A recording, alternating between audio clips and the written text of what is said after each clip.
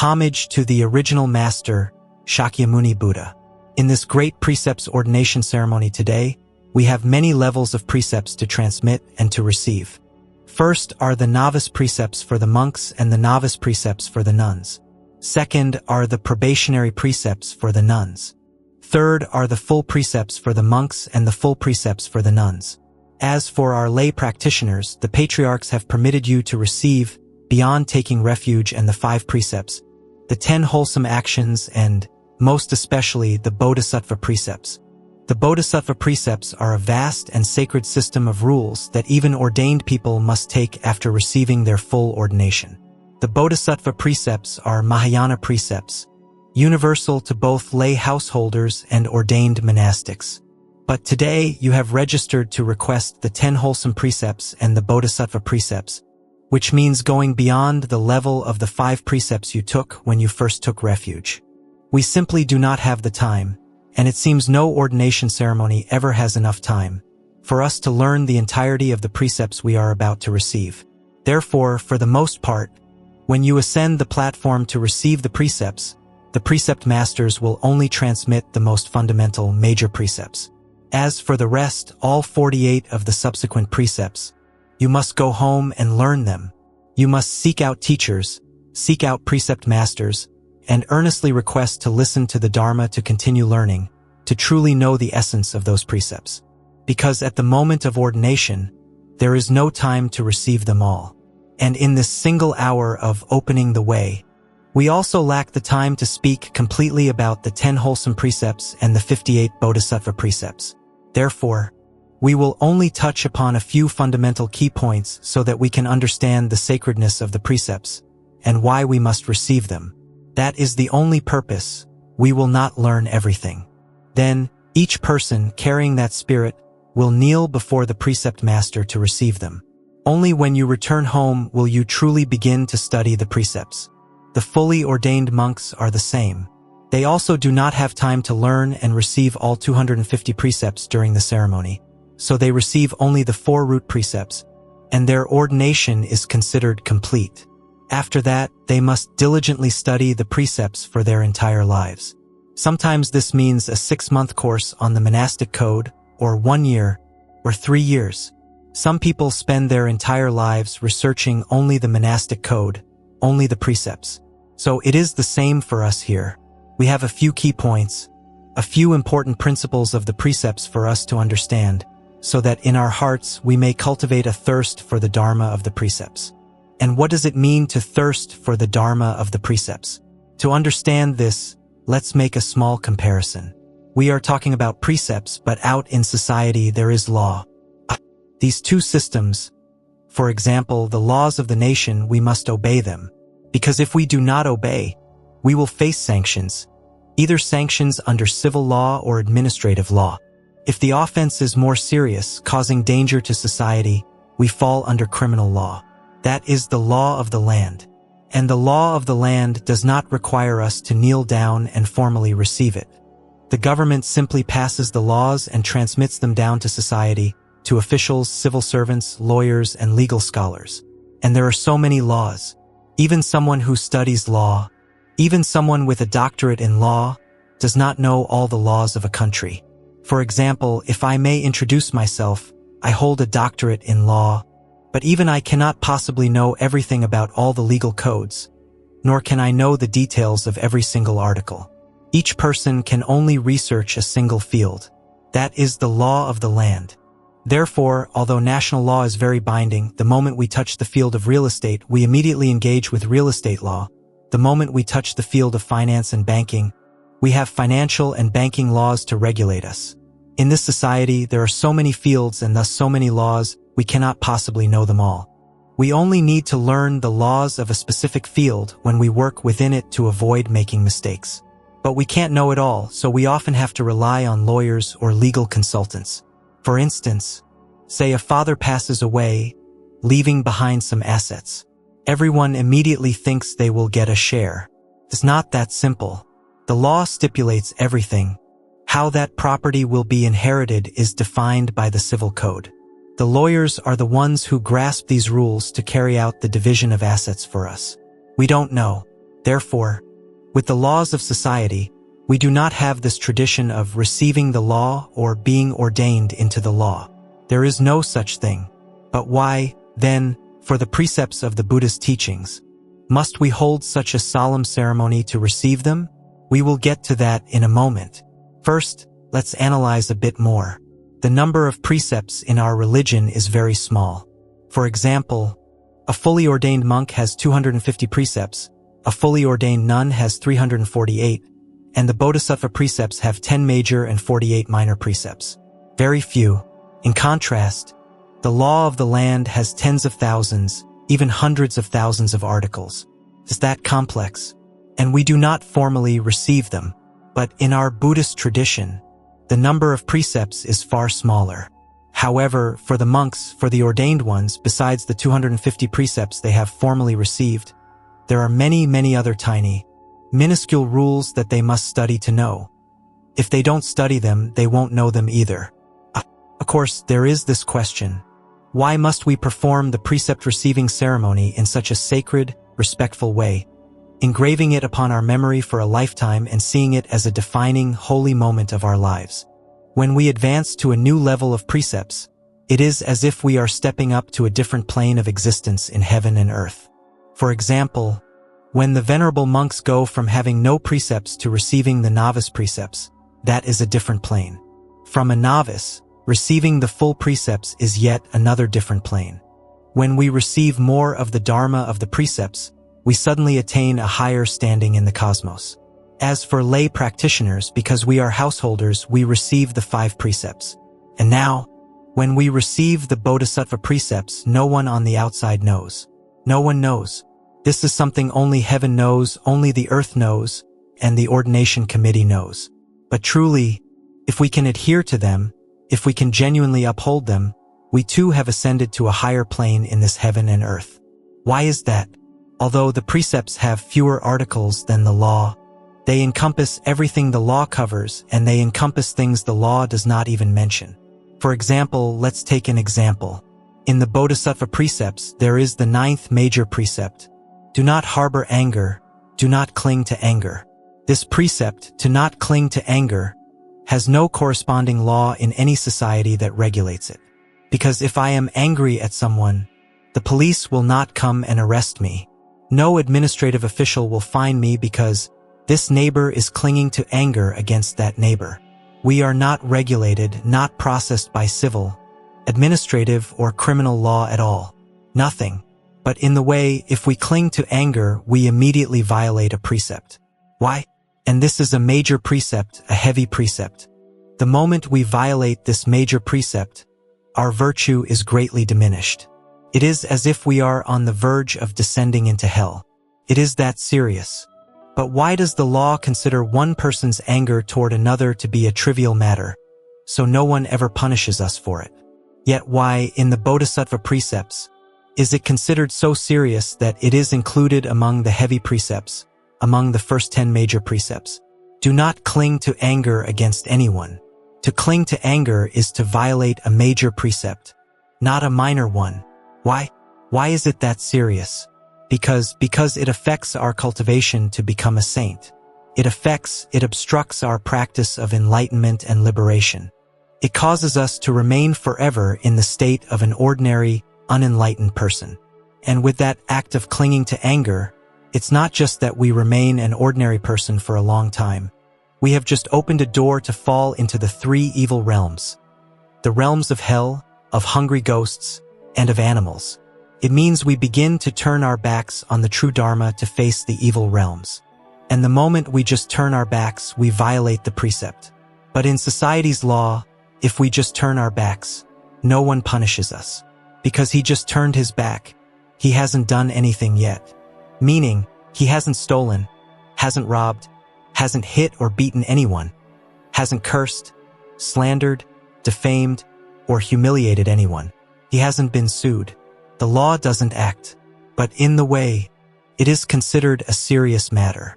Because we are disciples of the Buddha, we are heading toward the path of enlightenment and liberation. For us to suddenly turn our back on that path of enlightenment to face the 3 woeful paths is a serious matter. When we see it like that, we can understand. Thus, the precepts have a nature that warns us, binds us, and stops us right at the initial seed, preventing us from falling into the evil realms. The precepts hold us, clamp us, force us, and bind us to a single path, the path toward enlightenment. That is why the precepts are a sacred thing that we must venerate. And another thing, why must we perform the precept receiving ceremony in such a sacred and respectful way? In this life, among people in society, we have made many agreements with each other, haven't we? For example, as children, a friend comes over and says, "Give me a piece of your cake, and I'll give you a piece of mine tomorrow. Tomorrow, if you have candy, you have to give me some. Okay? Okay, I agree. All right, give me the cake. Tomorrow my mom will give me candy, and I'll share it with you." That is a social agreement. It's not very serious, but it creates an interaction between human beings. And we don't know if the other child will have candy tomorrow and give it to us as promised. But that's a childish matter. We don't consider it important. But that same kind of promise, that same agreement, when we grow up a little, things start to become not so normal anymore. Not normal at all. Let's say, my plot of land is crooked, and your plot is also crooked. Now, let's both redraw the lines to make them straight. I'll cut this part for you, and you cut that other piece for me. But the land official says no. The process must be done sequentially. First, this person adjusts my plot. After that is completed, then the other side can adjust their plot. One plot is separated and merged into the other. The land office does it piece by piece.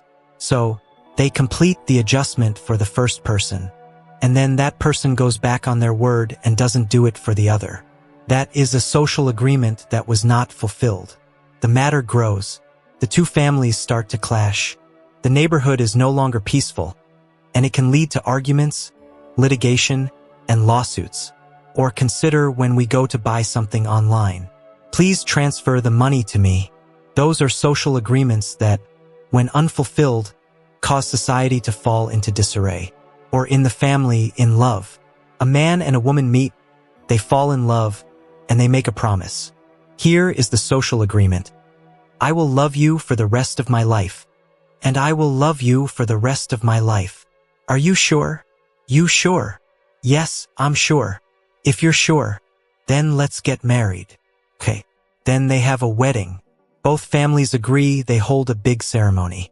Because family is an important matter. Having children, continuing the family line, it concerns the entire clan, it's a very big deal. So there must be a grand wedding. We remember, why must there be a grand wedding? Because the covenant of marriage is too important. It involves assets, bloodline, clan, relatives, everything. So there must be a grand wedding to make this promise certain. But is it certain? Is it certain? Also not certain. Many people have broken up, have divorced. Even though the wedding was very grand, they bowed to their ancestors. Some even went to the temple for a special Buddhist wedding blessing, exchanged rings, received all the chants and good wishes. But sometimes even that solemnity, that grandeur, cannot hold people to the covenant they make with each other. And if the covenants between people keep breaking, keep shattering, society will be thrown into chaos.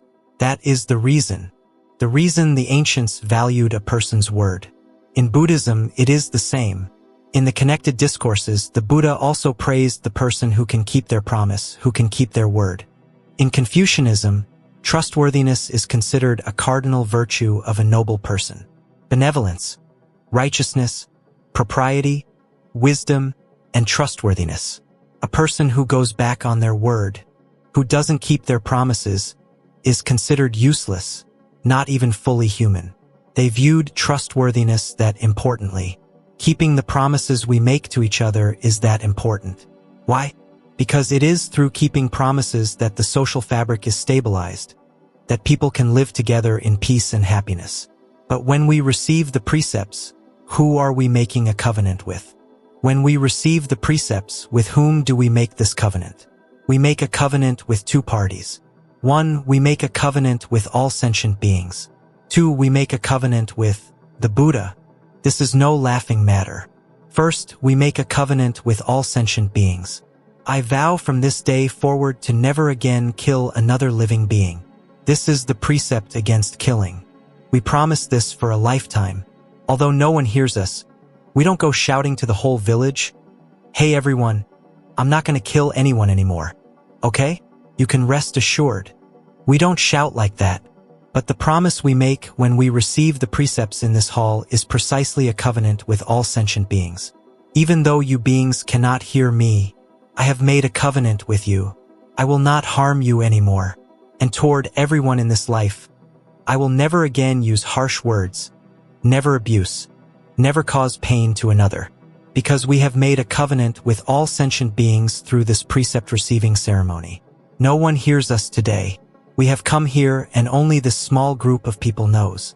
Countless sentient beings out there have no idea we are receiving precepts today. But we are speaking to them. When we perform this ceremony, we are declaring between heaven and earth. We are declaring to all sentient beings. That is the first covenant. Second, we make a covenant with the Buddha. We promise the Buddha because we are kneeling before the Buddha, and the precept masters are the Buddha's representatives. I promise you, Buddha, that I will uphold your principles, your teachings. I will not harm sentient beings, so that I may follow you forever, for countless eons to come. Because if we harm sentient beings, we immediately distance ourselves from the Buddha. We can no longer draw near. Our karma will block us. It is because we want to follow the Buddha, to walk in his footsteps forever on the myriad paths of life. Even if we are reborn, perhaps not yet in a higher realm but still as a human, sometimes born in this family, sometimes in that place, that we must always have the Buddha in our hearts. Why? Because we have kept our covenant with the Buddha. Listening to a Dharma talk at noon like this. Are you getting sleepy? I see people swaying, yawning. My heart goes out to you. You are of advanced age.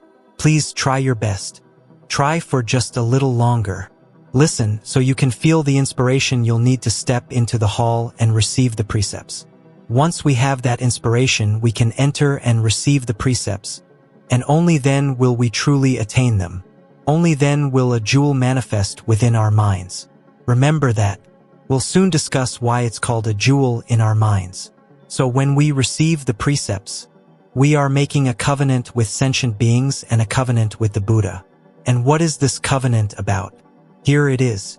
Today we receive the Bodhisattva Precepts, so we must understand their nature a little. Precepts come in two types. The first type is, do no harm. These are the prohibitive precepts. Do not steal. Do not rob. Do not engage in sexual misconduct. Do not lie. Do not kill. This is called do no harm. That is the first characteristic of the precepts. The entire system of precepts is like this. The precepts for monks and nuns are 5 precepts, are 10 wholesome actions. They are all like this. Our 10 wholesome precepts are: do not commit 3 harmful bodily actions, do not commit 4 harmful verbal actions, and do not commit 3 harmful mental actions. 3 plus 4 plus 3 equals 10. Those are the 10 wholesome precepts. And the precepts that the venerable monks and nuns receive, they are all about not doing harm. And what is harmful? 250 tiny, specific things, bit by bit. But the Bodhisattva Precepts, they suddenly open a new, very big chapter. Today, all of you receiving the Bodhisattva Precepts must see how fortunate you are. Because the Bodhisattva Precepts are very strange. We don't actually know the exact time the Bodhisattva Precepts from the Brahmanet Sutra appeared. We can't trace the history. But based on their meaning, the Bodhisattva Precepts are a strange and wonderful thing in the Buddha's Dharma. The first 10 precepts, the 10 major precepts, forbid us from doing harm. But the 48 subsequent precepts compel us to do good. Very strange. This is unlike any other system of precepts. The other systems all say, refrain from doing harm, and that's it. Meaning, if you don't do anything wrong, you can be called a good person.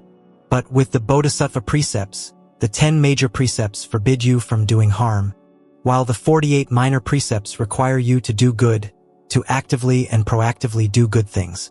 For example, the first of these minor precepts, when we meet a venerable elder, a teacher, a good friend, anyone worthy of respect, we must welcome them solicitously and thoughtfully, greeting them properly. If someone is not solicitous, does not welcome, does not greet a venerable or respectable person when they meet them, they violate the first Bodhisattva precept. How strange is that? For example, if we are sitting around chatting and a monk walks in, and we just stare blankly without greeting him, we have just violated the first of the 48 minor Bodhisattva precepts. By doing nothing, we violate the precept. This means the moment we see a venerable person, the Bodhisattva precepts compel us to stand up and greet them immediately, proactively. Greetings, venerable sir. Greetings, venerable madam.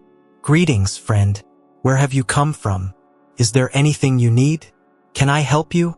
This is to be proactive, solicitous, hospitable, and respectful. This precept compels us to live a positive, energetic life. Very strange. For example, among the 48 minor precepts, there are also prohibitive ones. One says you are not allowed to eat meat. So, for those who have received the Bodhisattva precepts, it's all over. From now on, what will you eat? What will you eat? You will eat a vegetarian. Are you ready? You've already sat down here. In a moment, you'll enter the precept hall, and when you step out, your life as you know it is finished. It's over. You've lost. From this day forward, you will never see meat again. Can you accept that? Can you accept it? If so, then in a moment, step inside and receive the precepts. Then your life is truly finished. It's over. Because in the Bodhisattva precepts, it's written, you may not eat any kind of meat. But, in the Great Perfection of Wisdom Sutra, from the time of the Buddha, there is a story. A certain monk was ill. Whenever he got sick, he would become very dizzy and be in great danger. And there was only one thing that could cure him: drinking fresh blood. So, the physician Javaka went to the Buddha and said, "World-honored one, there are certain medical conditions that require the use of fresh blood for the patient to survive an attack. I beseech the world-honored one to permit the use of fresh blood in these specific cases." And the Buddha agreed. This isn't recorded in the monk's precepts, but it is in the Great Sutra. So we see there are exceptions. It's not completely rigid. Or consider the nights in India, which can be terrifyingly cold. A monk has only 3 robes and 1 bowl. If he happened to wash all 3 robes the day before, he's done for. He wouldn't be able to bear the cold at night. And because of this cold, the monks were getting sick. So the physician Javaka again went to the Buddha. "World-honored one, without enough blankets, the monks can fall ill, which affects their cultivation. I beseech you to allow the monks to receive blankets to cover themselves when they sleep." The obstacle was that a monk's only possessions were what he could carry on his person. 3 robes, a bowl, a water filter. That's it. If he had to add a blanket, how could he travel from place to place on his arms round while carrying a bulky blanket? It was too cumbersome, so it wasn't allowed. But faced with Javaka's request, the Buddha had to consent. After that, things changed. Blankets were kept at the monasteries for anyone to use. When a monk left, he still took only his 3 robes and 1 bowl. But more resources became available for use. More were used. So we see that the physician Javaka, from a medical perspective, requested the Buddha to adjust certain rules. We understand that. But here, in these precepts, we have do not drink alcohol and do not eat meat. Those are also prohibitions. But for the most part, the very nature of the Bodhisattva precepts is to compel us to do good things. We are forced to do them. A lazy person cannot practice these precepts. Therefore, all of you must prepare your minds. See if you are truly ready. Because in a moment, when you step into that hall and then step out, for the rest of your life, you will no longer have the right to be idle. Because the Bodhisattva precepts force us to do good. For example, like this: must not fail to help the sick. If you see someone who is ill, you must take care of them, must treat them, not just leave them be. Can a lazy person do that? They cannot. Seeing someone sick, a lazy person pretends not to see. But once you have taken the Bodhisattva precepts, if you see someone who is sick, you must show concern, you must find a way to help them. You cannot just ignore it. Or, for example, must not fail to save and liberate life. That's why temples often organize life-liberating ceremonies. It is precisely to practice this Bodhisattva precept. If we see an animal about to be killed, we must always find a way to save it and set it free. But we don't always know where animals are being killed, so we can intercept and save them. That is why we often buy fish and hold a life-liberating ceremony from time to time to fulfill this precept. So, a person who has received the Bodhisattva precepts is a diligent person, an energetic person doing all sorts of good deeds in the world. They must strive to do them all. For example, there is this very special precept. In the Bodhisattva precepts, there is a very special precept: do not be a traitor to the nation. We've heard of forest poachers, right? Going into the forest to steal trees. We've heard of sand thieves, going to the river to dredge sand illegally. What else? Robbers who steal from others. We've heard of that. Pirates who rob ships at sea. Hijackers who take over airplanes. What other kinds of criminals are there? In the Bodhisattva precepts, it is forbidden to be a quack-tack, a traitor to the nation, betraying your country. Isn't that extraordinary? This seems like a political concept, yet this political concept is woven directly into the precepts of the Buddha's Dharma. You are forbidden to be a traitor to your nation. When we reflect on this, we see that the ancient patriarchs were incredibly wise to include this in the Bodhisattva precepts. Because if we want to cultivate peacefully, what must our country be? It must be peaceful, it must be stable. And for our country to be peaceful and stable, no one from the outside should attack us, and no one from the inside should betray us. The external part is a matter of macro-level diplomacy and military affairs. But the internal part, no one should betray us. Whose responsibility is that? It is the responsibility of every single citizen. Isn't it? That each of us is never allowed to betray our country. And where is this stipulated? In the law, in the nation's constitution. A person who commits treason can even be sentenced to death because it poses such a grave danger to the nation. And this, unexpectedly, is stipulated in the Bodhisattva precepts as well. Do not be a traitor to the nation. So here, we see a point where the principles of the way and the laws of the nation converge. In fact, many people who haven't received the Bodhisattva precepts don't know about this rule. So they can easily fall into the trap of betraying their motherland. If someone offers them money, if someone recruits them or entices them, they begin to oppose the state. They violate this precept. But they might say, I never took that precept, so I'm not violating it. I didn't promise, so how can I break a promise? I never took the Bodhisattva precepts, so when I betray my country, I'm not breaking any religious rule. But what are they violating? The law of the land. And treason is an extremely serious crime. So what is our good fortune? Our good fortune is that as Buddhist followers, as disciples of the Buddha, when we receive the Bodhisattva precepts, we are reminded of this principle. This makes our adherence to the law not being a traitor, and our adherence to the precept, not being a traitor, become something gentle, sacred, and beautiful in our souls. If you just say, betray your country and you'll be executed, it sounds very harsh and stressful, doesn't it? But if we have the opportunity to receive the Bodhisattva precepts, and we receive this very rule, do not be a traitor to the nation, then we see it as a moral principle, a sacred duty. We uphold it with the utmost respect, gentleness, and love, guarding our souls and our lives so that we never violate it. This is a wonderful thing. Actually, this morning when I met with the venerable nuns, I said that each precept is an entire Dharma talk. The 58 Bodhisattva precepts would require 58 talks to be understood thoroughly. But we don't have time. Therefore, this afternoon, I am only emphasizing a few important points so that you can feel a love for the precepts as you receive and uphold them. An hour and a half. Oh, why did they say only 1 hour? 3 o'clock. Thank you. In the Bodhisattva precepts, there is something that has long troubled me. But this thing that troubled me, I had no idea the ancient patriarchs had already put it into the precepts. The patriarchs of old were so incredibly civilized and progressive. Truly amazing. It is the 37th minor precept. Do not be reckless, which means you must not put yourself in dangerous situations. Isn't that strange? Recently, in the summer ethics course for the children here at the temple, the teachers taught a lesson on avoiding danger. Right, my child? Avoiding danger. Who taught that lesson? You did? How strange. Come up and say a few words. That's teacher Niyam Jayam, the general youth leader of our temple. In the recent summer course, he taught that very lesson. Children must know how to avoid danger.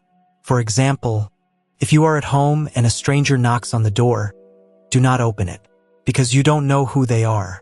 It's dangerous. Or if a road is deserted and you are a girl, don't be foolish and walk down that empty road. Wait until there are more people around before you go. That is, never put yourself in a dangerous situation. Because if something happens to you, who suffers? Who? Your parents suffer, right? So, keeping yourself safe is an act of filial piety toward your parents. And this, unexpectedly, is written in the Bodhisattva Precepts, the 37th precept. The ancient patriarchs were truly wise. Do not put yourself in a dangerous place. One time, I was speaking with a venerable elder, just talking about life and society. He was very upset when he saw people participating in games where they deliberately put themselves in danger. For example, rock climbing, the sport of climbing sheer cliffs. Have you seen it? Just crawling, grabbing one hold, swinging to the next, climbing and climbing. And for what? What's at the top? Nothing. You won't meet any celestial beings or bodhisattvas up there. Then you just come back down. And is it dangerous? One slip of the hand and you could die instantly. The pins and hooks you drive into the rock. If one comes loose, you fall. And it's not just one person. It can pull down a whole chain of 5 or 6 people on the same rope. They all die, deliberately putting oneself in danger. Or bungee jumping, with a cord tied to your feet, leaping from a high bridge and bouncing up and down. Or skydivers. They have these thrill-seeking, adventurous games, but they are very dangerous. And this is something the Buddha forbade. The Bodhisattva Precepts forbid it. Do not put yourself in a dangerous place. And that's just talking about games. In life, this precept is even more explicit. It says, where there are cruel bandits, do not go. Where there is a ravine, do not go. Where there is dense foliage and you can't see what's inside, do not go. Where there are tigers, leopards, and lions, do not venture near. Where there are disasters of fire or flood, do not go. Places known for criminals, roads full of poisonous snakes, or where accidents frequently happen, a Buddhist practitioner must not go there. Forbidden is a very strange precept. What for? So that we may be safe. This precept forces us to keep ourselves safe. And why must we keep ourselves safe? So that we can cultivate. This body is precious. A human body is hard to obtain, and it is precious. So, having obtained this human body, we must preserve it in order to cultivate. We don't cling to it or pamper it to the point of creating bad karma, but we must be wise and protect it for our practice. So any reckless action that puts you in danger is a violation of the precepts. We use the term violate the precepts, but really it should be called a sin, an act of foolishness. So when we study the Bodhisattva Precepts, we change as a person.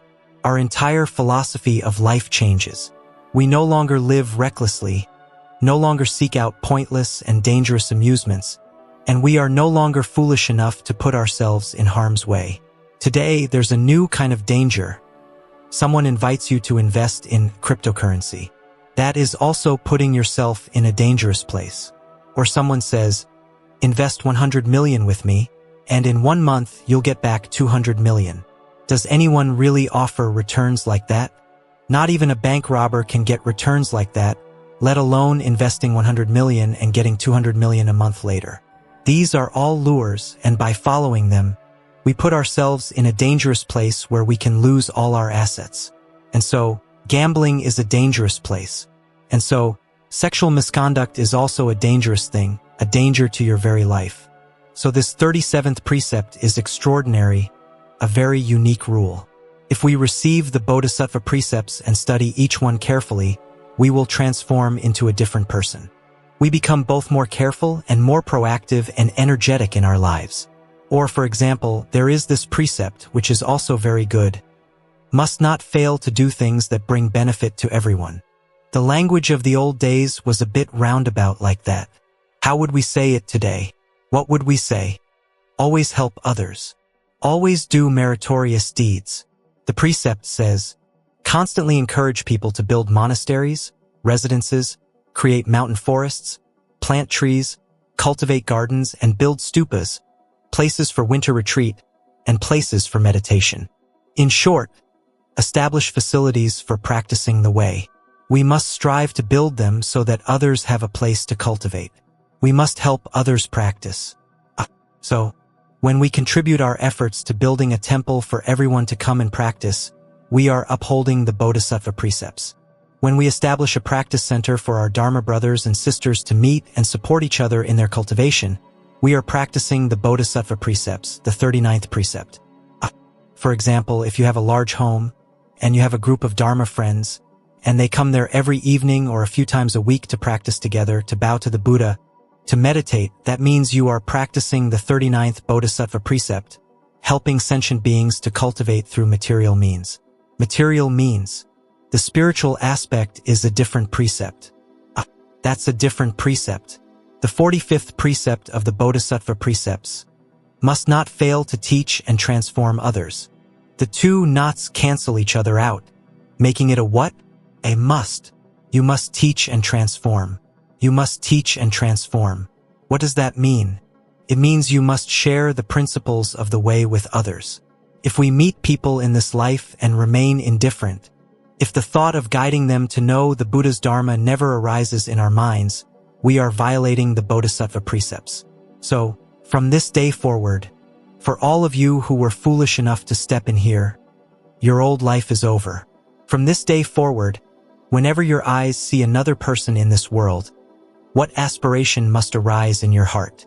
The aspiration for that person to understand the way, for that person to attain enlightenment. Okay. If you see other people but your heart does not give rise to that aspiration, you are violating the 45th precept. Is that an easy pill to swallow? Is it easy? The thought itself is easy. But can it be done? Not easy at all, right? So many wives complain to me, "Oh, I try to guide my husband, but he won't listen. He won't even let me go to the temple."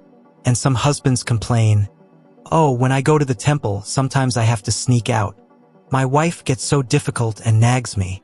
Who told you to join the club? The henpecked husbands club. The only ones who don't join that club are the ones who don't have wives. So we have the 45th precept. Wherever you go, to mountains, forests, streams, or fields, to secluded places or bustling cities, wherever there are people, you must cause sentient beings to give rise to Bodhisattva. That means making them understand the way and love the practice of cultivation. This precept is formidable. This precept is formidable. Before today, before we stepped into this precept hall, we would see people and look upon them with indifference. Our hearts were not bothered. Let them live as they live, die as they die. Let them be, poor or rich, cultivating or not, it was their business. We were not bothered. But after receiving this precept, after stepping out of this hall, be careful. If you see people and your heart remains as indifferent as it was just an hour ago, you are violating the Bodhisattva precepts. And when you violate the Bodhisattva precepts, when you use that word, violate, what does it mean? It means you have just lost something sacred. You have just broken your covenant with the Buddha, because receiving the precepts is making a covenant with the Buddha. It's not some ordinary thing. It's not a promise between two unenlightened people, as we discussed. Receiving the precepts is making a covenant with two parties. One is what? All sentient beings.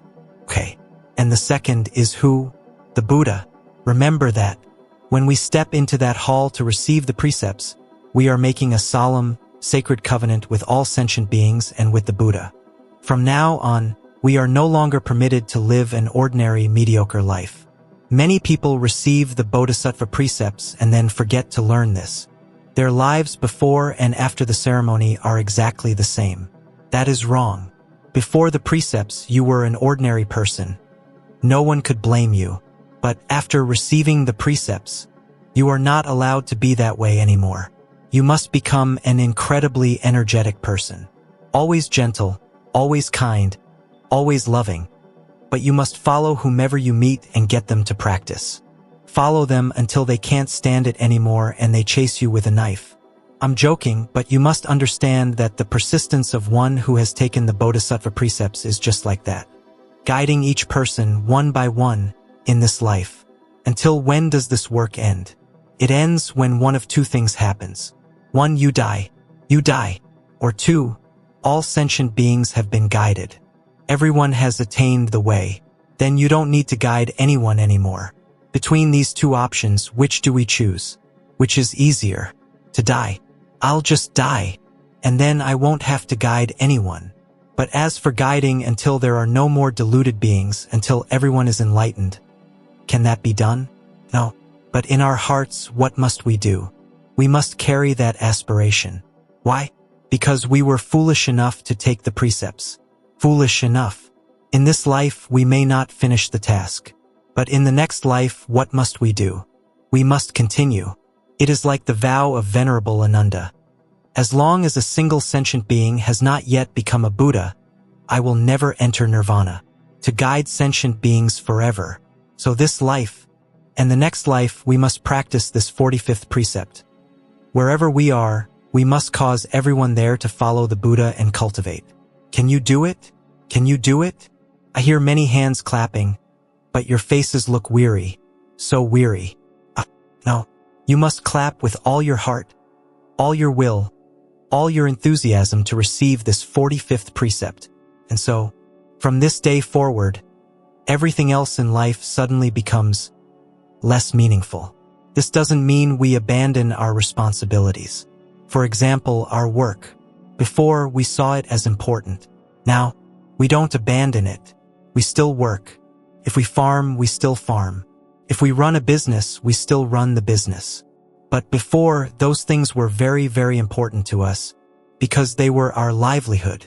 But from the moment we take these precepts, those things are no longer the most important thing. We don't abandon them, but their importance fades. Because there is something far more important. What is it? What is it? Guiding and transforming sentient beings. Yes.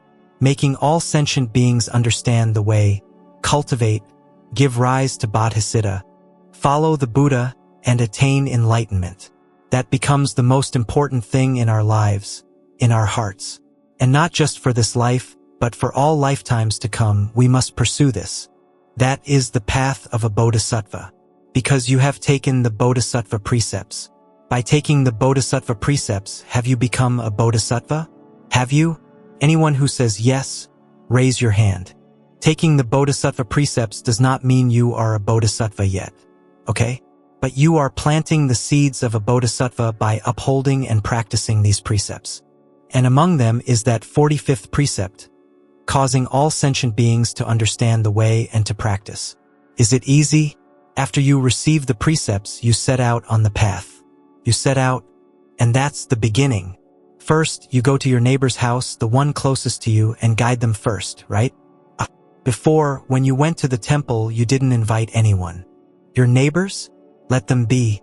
When it was time, you just packed your bag and went to the temple to chant. But today, having taken the Bodhisattva precepts, going to the temple alone is a violation of the precepts. You must get everyone in your own house to go. You must invite your neighbors. And if you invite them, will they agree? Will they? No. So what must you do to get them to agree? You must plead, entice, cajole, perhaps even use every trick in the book, until finally they happily agree to go with you. Then you can leave them be. Is it easy? That takes a whole plan. Okay. A whole strategy, a whole set of tactics. It requires intelligence, ethics, generosity, love, compassion, and wisdom to guide each and every person in this life. Guiding just one person is extremely difficult. Please remember that for me. Guiding just one person is already incredibly hard. Just like me, I give an order to all my disciples. Each year, bring one new person to take refuge.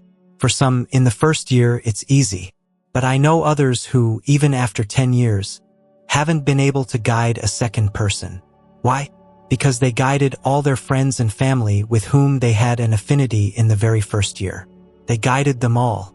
By the second year, they look for someone else and can't find anyone. Yet the teacher's order stands, 1 new person per year. By the 3rd year, they can't find anyone. Why is that? I've run out of affinity. I can't guide anyone. If you've run out of affinity, what must you do? You must create affinity. Okay. That neighbor you have no connection with who doesn't listen to you. From now on, you must build a connection. Go meet them, plant good seeds of affinity. Entice them. Find a way to entice them. But be careful when you do. They might end up enticing you instead. You must entice them so that one day you can bring them to the temple to take refuge. Is it hard? So this 45th precept is an incredibly arduous task. But if we cannot accomplish this, we are not walking the Bodhisattva path. So please don't think that today is just a fun occasion to receive some precepts. Today you are stepping into a different life. A life that is more arduous, more difficult, and more noble. This is no joke. Okay. You see people inviting you, hey, let's take the Bodhisattva precepts. What's that? You get to be a Bodhisattva? And you come, put on the robe, sit down, and receive them. And then you go home and weep with regret because you can't do any of it. That's a dead end. So remember, okay? Today is a sacred day in your life. You will enter that precept hall, and when you step out, you will be a different person. You will no longer live the ordinary, selfish, lazy life you lived before. You must battle against every single one of your faults, and at the same time, what must you do? You must bring countless benefits to this world. Is it hard? Here we are. It seems these 2 gentlemen are contradicting each other. This one told me I had an hour and a half. Now he's saying to add another half hour, while this teacher is saying that's enough. All right, it is almost time to formally request the precepts. Okay, so to recap, the topic today is vast. The 58 Bodhisattva precepts and the 10 wholesome actions. We could speak about them for years and not finish. And each precept, when we analyze it, isn't it fascinating? Incredibly so, right? So today, as you receive them, you must commit to studying them. Okay. Study and research them. Someone will teach you, and there may be times when no one is there to teach you. Then you must rely on yourself to contemplate, to understand, and to practice. And slowly clarity will arise. But you must understand one thing. Today, when you receive the Bodhisattva precepts, you are shouldering a great responsibility. A responsibility to heaven and earth, to all sentient beings, and to the Buddha. Bring all of your sincere heart, all of your love and respect to receive these precepts, okay? Bring all of your life's ideals, all of your willpower to receive these precepts, okay? This is not a joke. To quickly review the 10 wholesome actions, they consist of 10 good deeds, 3 of the body, 4 of speech, and 3 of the mind. In a few moments, the venerable teachers will transmit their essence to you. I wish for all of you to step into the precept hall with the utmost solemnity, purity, and determination. Homage to the original master, Shakyamuni Buddha.